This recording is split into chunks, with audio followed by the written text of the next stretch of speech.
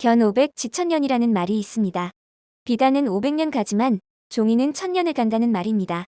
현대사회의 우리들에게는 한지하면 옛날 시골에서 전통 혼례식을 치르고 첫날 밤을 앞둔 신랑 신부를 몰래 엿보기 위해 짓궂은 동네 총각들이 손가락으로 구멍을 뚫던 창호지 정도가 떠오를지도 모릅니다. 하지만 그 시절의 그 한지와 현재 전 세계에서 인정받고 있는 한지의 가치와 품격은 엄연히 다릅니다. 흔히 종이는 습기에 약하고 구겨지면 펼 수 없으며 작은 힘에도 쉽게 찢어지는 재질로 생각하고 있죠.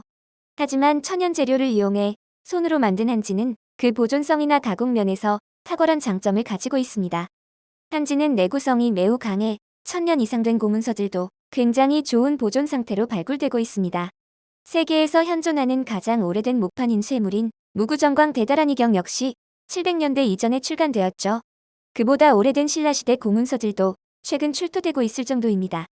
특히 다른 종이보다 수분에 굉장히 강해서 이미 쓴 내용이 필요 없어지거나 더러워지면 물로 씻어 글씨나 얼룩을 지우고 햇볕에 말리면 다시 쓸 수 있을 정도로 강하다고 합니다. 또한 여러 겹을 겹쳐 붙인 뒤 오칠을 하면 가죽처럼 단단하고 질겨져서 그릇으로도 사용되었습니다. 심지어 선조들은 한지를 겹겹이 붙여 장군의 갑옷을 만들 정도로 한지는 강한 종이입니다. 예로부터 중국에서는 한국의 한지를 등피지, 즉 가죽과 같은 종이라고 부를 정도였죠. 또한 한지는 산성을 띠는 서양 종이와는 다르게 염기성을 띠고 있어서 변색에도 매우 강합니다. 한국이 유네스코 세계기록문화유산에 아시아에서는 가장 많은 16개나 등록할 수 있었던 것도 한지의 힘이라고 볼 수 있습니다. 이러한 한지가 가진 보존의 탁월함은 세계문화유산인 조선왕조실록을 봐도 알 수 있습니다. 불과 몇십 년 전에 만들어진 문서라도 누렇게 변하고 조각이 떨어져 나가는데 반해 전통 한지로 만든 조선왕조실록은 수백 년이 지나도 여전한 모습입니다. 강도 또한 우리가 사용하는 종이의 400배나 강하다고 합니다. 한국의 한지 기술은 종이의 본고장인 중국에서도 인정할 정도였습니다. 예로부터 중국에서는 한국의 한지를 등피지, 즉 가죽과 같은 종이라고 불렀는데요. 유럽에서 산업혁명 이후 대량으로 생산되기 시작한 종이는 원재료부터 가공 과정까지 완전히 다릅니다. 공장에서 만드는 종이들은 대부분 첨가제와 화학약품 처리로 인해 원재료의 힘을 잃어 내구성도 약해집니다. 이러한 처리가 없는 천연재료의 종이만이 탁월한 보존성을 유지할 수 있는 것입니다. 실제로 미술품 복원이나 중요한 문서에 대해서는 천연재료로 만들어진 종이를 사용하고 있습니다.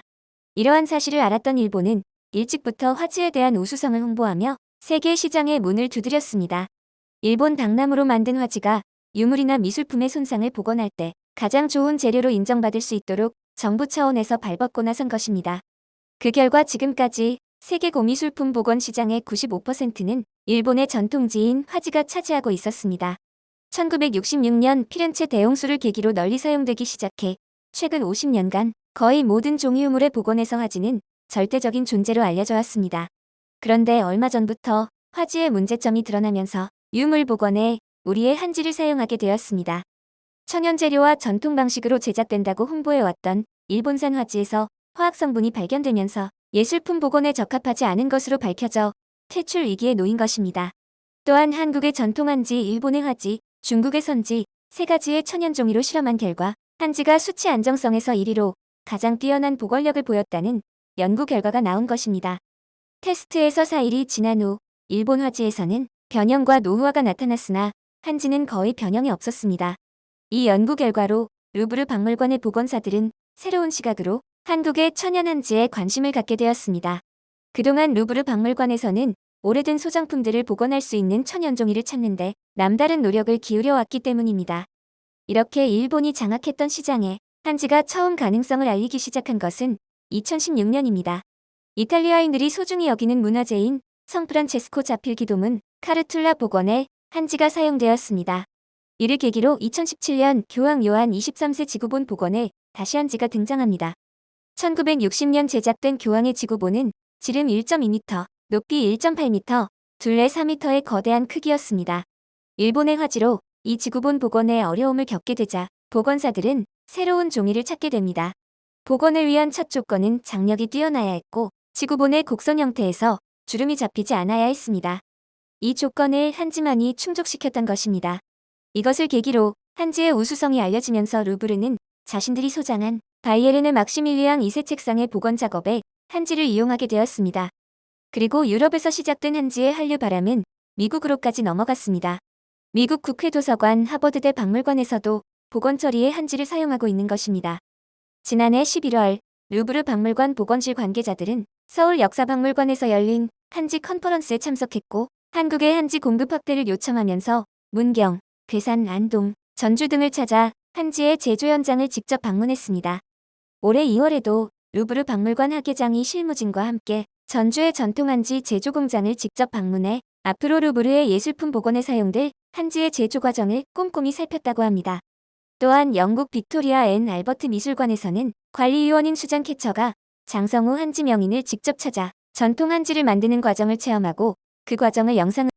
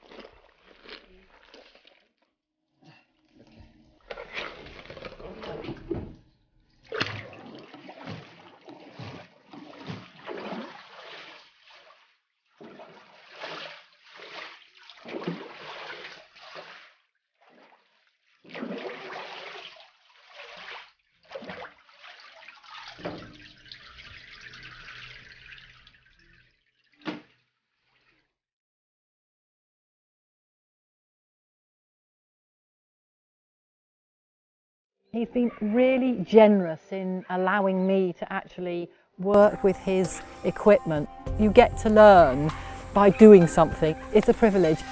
You see, I'm rubbish. After this journey to Korea, I have a greater understanding of how the paper's made and how it actually links into my conservation practice. It's really sad that this paper making skill is now in decline. 제가 말씀드렸듯 무념무상 만들어 놓고 아 좋다 내가 좋다 그러면은 되는 거예요. 우리나라 인구가 뭐 10만 명, 20만 명이 아니지 않습니까? 그 누군가가 이제 하는데 아직을 못 찾았다는 것 뿐이지 많이 걱정을 하는데 사실은 저는 걱정을 안 해요. 고민을 할 뿐이지. 여러분의 생각은 어떠신가요? 바쁘시겠지만 구독과 좋아요 부탁드립니다. 시청해주셔서 감사합니다.